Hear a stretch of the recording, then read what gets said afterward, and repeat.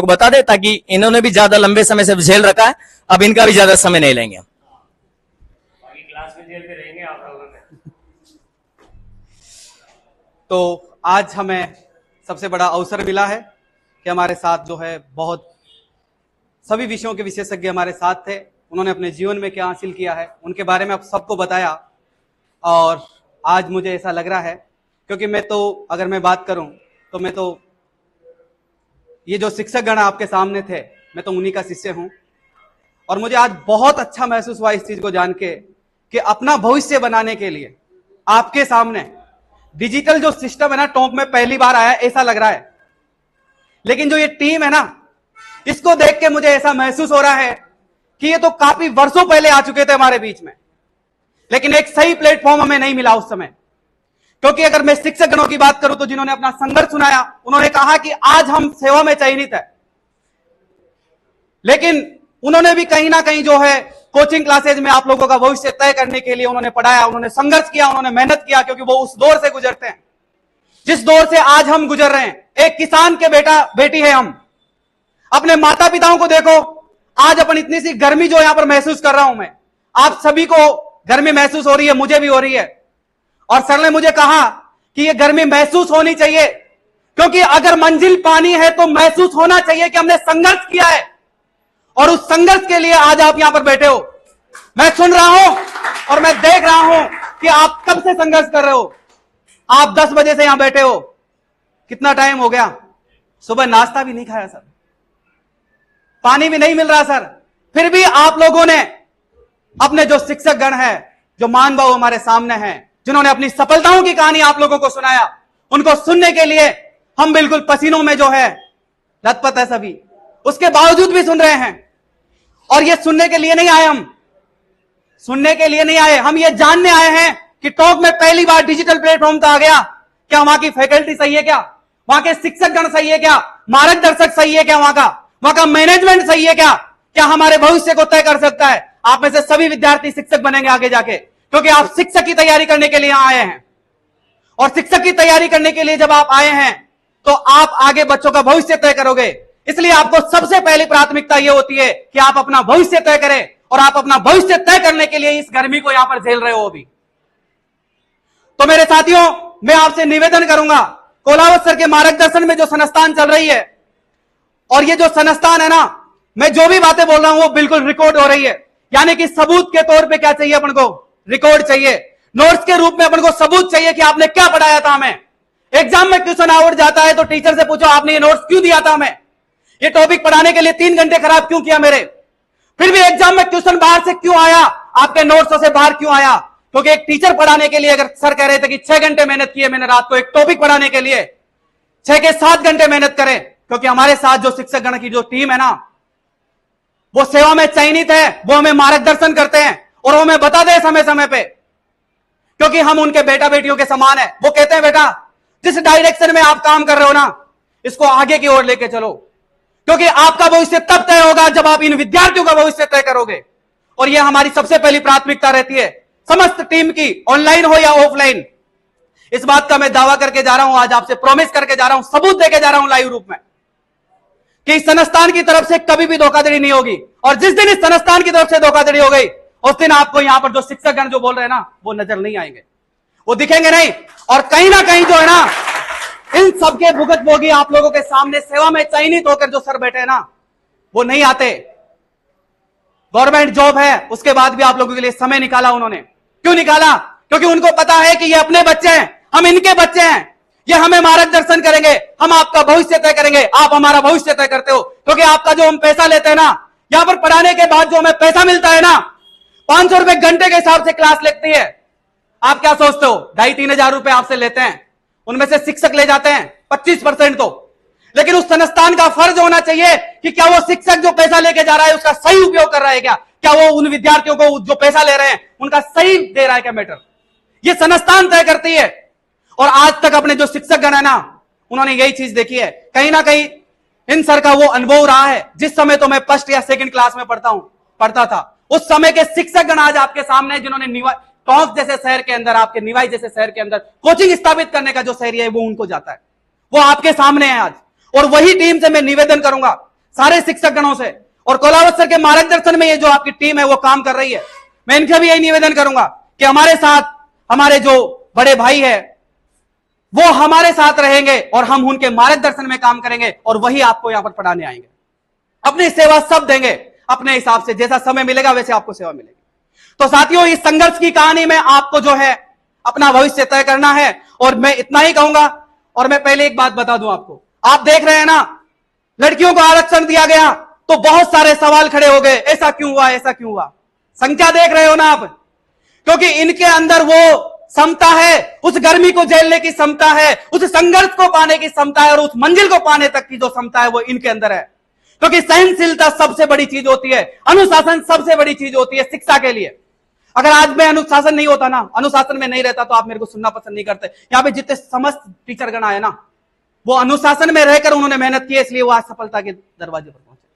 और आपको सफलता के दरवाजे तक पहुंचने के लिए सबसे पहले अपने घर में, मैं किसी को मोटिवेशनल स्पीकर के लिए नहीं बोलूंगा किसी को सुनना है, मैं अपनी मां के लिए बोलता हूं। मेरी मां से मैंने मेरा जीवन जीना सीखा है। उस मां ने मुझे सिखाया है कि बेटा, जीवन में संघर्ष है ना, जब मां सुबह उठती है ना, पिताजी नहीं उठते, अपन नहीं उठते ना, उससे पहले मां उठती है और उसके देर से सोती है, और वो संघर्ष है इस मातृशक्ति में। इसलिए ये लोग रिजल्ट देते हैं। जब इनके लिए अगर सही डायरेक्शन में मेहनत की जाए ना, तो ये रिजल्ट देते हैं। आज मैं एक बात बता दूं, सोशल मीडिया के प्लेटफॉर्म से मैं 2019 से जुड़ा हुआ हूं। मैंने 5 साल यूपीएससी की प्रिपरेशन करवाई बच्चों को। मेरे साथ यूपी, बिहार के बच्चे, दिल्ली के बच्चे, वहां के विद्यार्थी जुड़े हुए थे। लेकिन उनके अंदर जो क्वालिटी है ना सर, आप ऑनलाइन में भी टीचर है ना, झिझक जाता है पढ़ाने से कि इनको पढ़ाएं क्या, क्योंकि वो खुद प्रशासनिक अधिकारी बनने जा रहे हैं। और यूपी बिहार के बच्चे जो है ना, अपना संघर्ष नहीं देखते, अपने माता पिताओं का संघर्ष देख के आते हैं वो, और उसके बाद अपना जीवन में जो संघर्ष है ना, उसको नहीं देखते वो केवल पढ़ाई देखते हैं और अपने लक्ष्य को देखते हैं और उस लक्ष्य की ओर चले जाते हैं।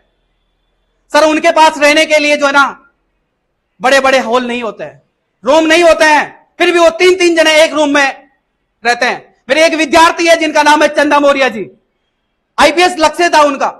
उसकी संघर्ष की कहानी सुनोगे ना सर, आंखों में आंसू आ जाएंगे, क्योंकि वो उस दौर से थी।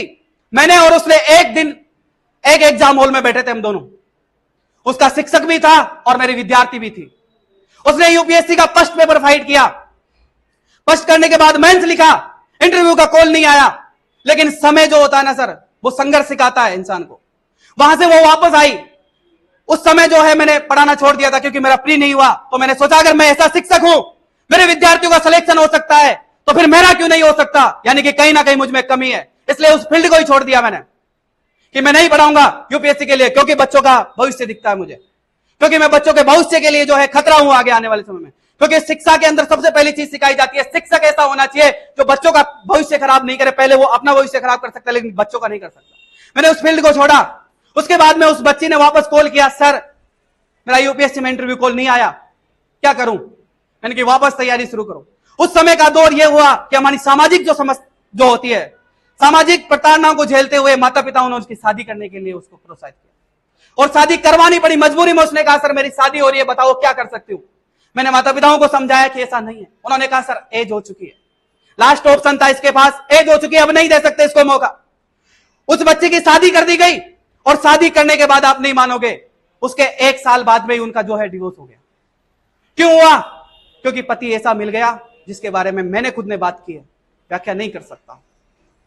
क्योंकि जब भविष्य तय करने की बात आती है ना, तो हर चीज जो बाधा बनती चली जाती है। क्योंकि जब सफलता की ओर चलते हैं, उस बंदी ने डिवोर्स होने के बाद में 1 साल बाद वापस फिर आई, और फिर आने के बाद बताया आपको कितनी समाज की कितनी प्रताड़ना झेलनी पड़ती है।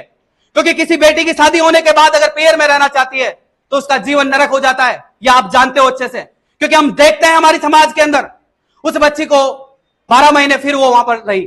उसके बाद उन्होंने मेरे को कहा सर हमें वापस जो है उस फील्ड की ओर, उस मार्गदर्शन में आप वापस लेके चलो। क्यों?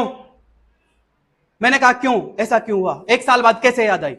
उन्होंने कहा सर मेरा जीवन ऐसा हो चुका है कि मैं ना पीर में रह सकती और ना ससुराल में रह सकती। सर अभी जो है ऐसी जगह पर हूं, मौत को चुनूं या फिर उस सफलता को चुनूं। मैंने कहा मौत को नहीं चुनना है, सफलता को चुनना है। क्योंकि एक शिक्षक अगर आपका मित्र के रूप में काम कर रहा है ना, तो वो आपको कभी भी निराश नहीं होने देगा। मैंने उसको कहा कि तू आईपीएस बनेगी, और आने वाले भविष्य में यह तय करेगा कि आईपीएस कैसे बनी, इसकी कहानी मेरी जुबान से मैं बताऊंगा। और वो बंदी ने वापस तैयारी शुरू कर दी सर। अभी वाला एग्जाम वापस क्वालिफाई करने की कगार पर है। उसने कहा सर 62 करके आई हूं, 2 क्वेश्चन रॉन्ग है, 60 के राइट है, उसको कोई सिलेक्शन रोक सकता है क्या प्रीलिम्स एग्जाम के अंदर? मैंने कहा बेटा मेंस की भी ऐसी तैयारी करनी है। सर आपका मार्गदर्शन चाहिए। मैंने कहा जो मैटर मैंने दिया है ना उसको अच्छे से पढ़ लेना, इसके अलावा कुछ नहीं है। क्योंकि सर मैटर देने के ऊपर सर ने कहा था कि 6 घंटे पढ़ना पड़ता है।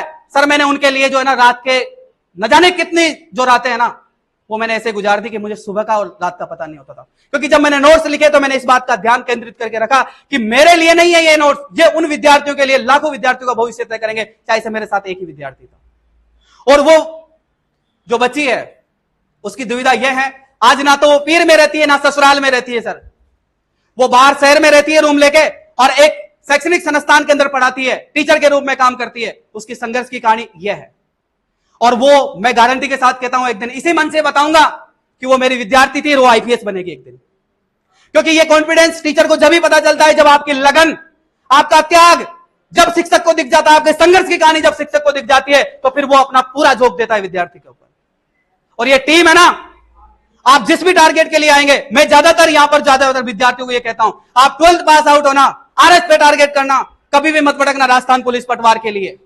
आरएस टारगेट करना, क्योंकि आरएस इसलिए टारगेट करना है क्योंकि जीवन में उस सिविल सेवा के बारे में अगर आप सोचोगे ना, प्रशासनिक अधिकारी बनने का दम अगर आप में रखते हो ना, तो आप में वो दम और वो हौसला भी है कि आप पढ़ भी लोगे उतना। और अगर आप वो पढ़ लेंगे आरएस लेवल का तो आपका कोई भी राजस्थान का कोई भी एग्जाम आप ये नहीं कहोगे कि सिलेबस से बाहर था क्वेश्चन, कभी नहीं कहोगे। लेकिन अपना लक्ष्य को प्राथमिकता दो। इसलिए 12th पास आउट जितने भी अपने विद्यार्थी हो उनको इस चीज के बारे में गाइड करना, छोटे भाई बहनों उनको ये कहना, क्योंकि ये चीज, इस पीड़ा को हम काफी अच्छे से समझते हैं। और यहां जो शिक्षकगण मौजूद है वो भी इस पीड़ा से बहुत भुगतभोगी है पहले। इसलिए अपने छोटे भाई बहनों को एक ही गाइड करना, तैयारी करनी है तो केंद्र की तैयारी करना चाहता है एसएससी की, सिविल सेवा की तैयारी में लग जा।